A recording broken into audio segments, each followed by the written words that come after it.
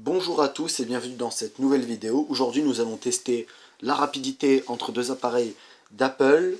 À notre gauche nous avons, si vous avez vu ma dernière vidéo, un iPod Touch de 5e génération qui est installé cette fois-ci sous iOS 9.2.1 qui vient d'être annoncé aujourd'hui, donc le mardi 19 janvier.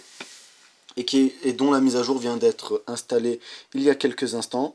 Donc là, vous voyez, il est en version 9.2.1 définitive, en attendant toujours la version 9.3 qui est disponible en bêta.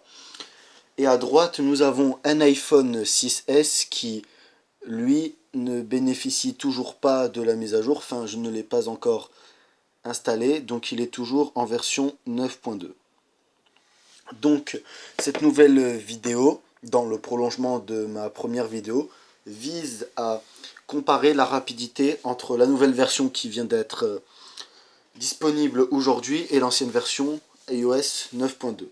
Donc pour rappel, l'iPod Touch dispose du même équipement que l'iPhone 4S avec une puce A5 et 512 mégaoctets de RAM, tandis que l'iPhone 6S dispose d'une puce A9 ainsi que de 2 gigaoctets de RAM. Donc nous allons faire des tests classiques d'allumage et de rapidité des fonctionnalités prévues par iOS. Donc nous allons commencer par éteindre les deux appareils en même temps.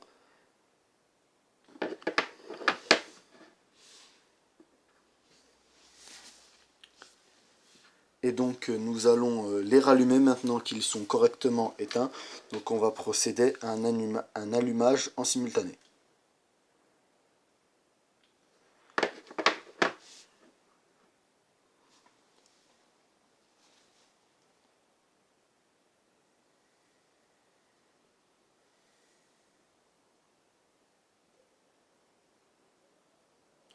Et donc l'iPhone qui vient tout juste de s'allumer, je vais en profiter pour le déverrouiller.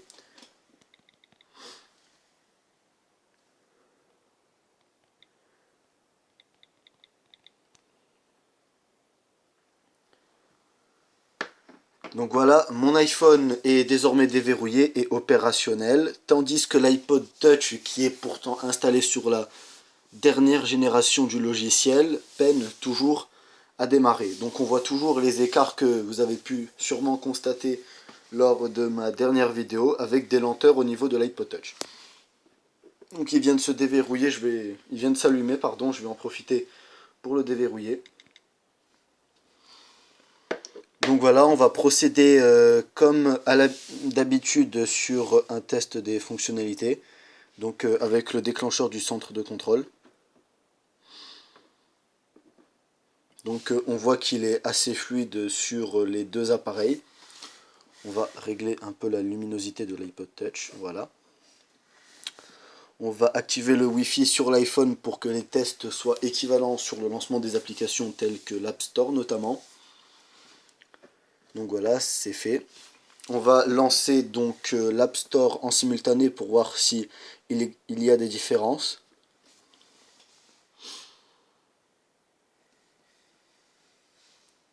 Et donc on peut constater que l'iPod est toujours aussi lent pour déclencher l'App Store. On voit que depuis quelques instants je peux naviguer directement depuis l'iPhone 6S. Donc on va lancer la caméra en même temps aussi.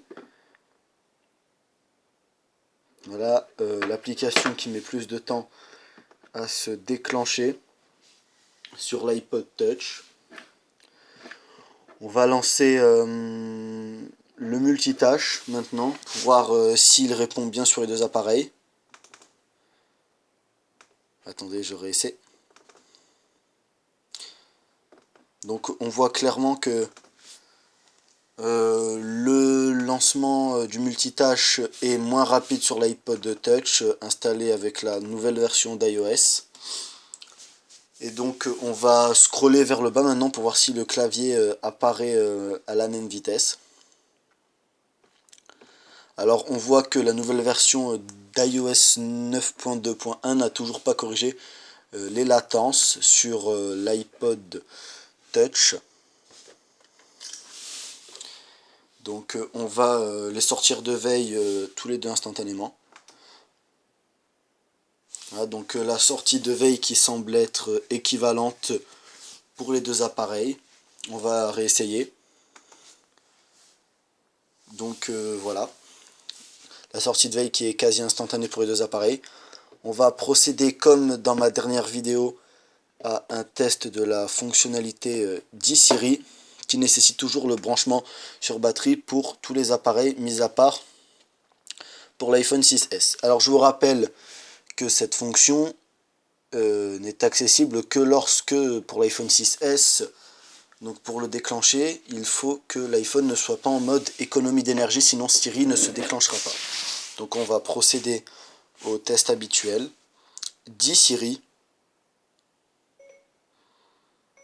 comment ça va? Je vais bien, Melvin, merci. Je vais bien, Melvin.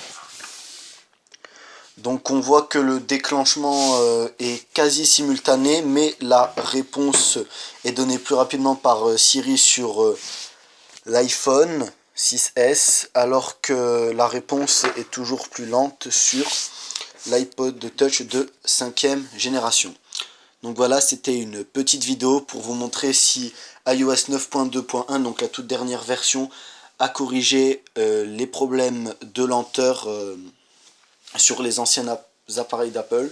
Donc a priori non, donc je vous recommande toujours, pour que vos appareils marchent plus longtemps, d'éviter d'installer sur les vieux appareils, donc à partir de l'iPad de deuxième génération, l'iPhone 4S, d'installer la dernière version du logiciel, donc éviter d'installer iOS 9.0 et ultérieur. Pour les derniers appareils, cela ne semble toujours pas poser de problème, donc à voir. Donc je ferai une prochaine vidéo sur iOS 9.2.1 pour l'iPhone 6S pour voir s'il reste toujours aussi fluide.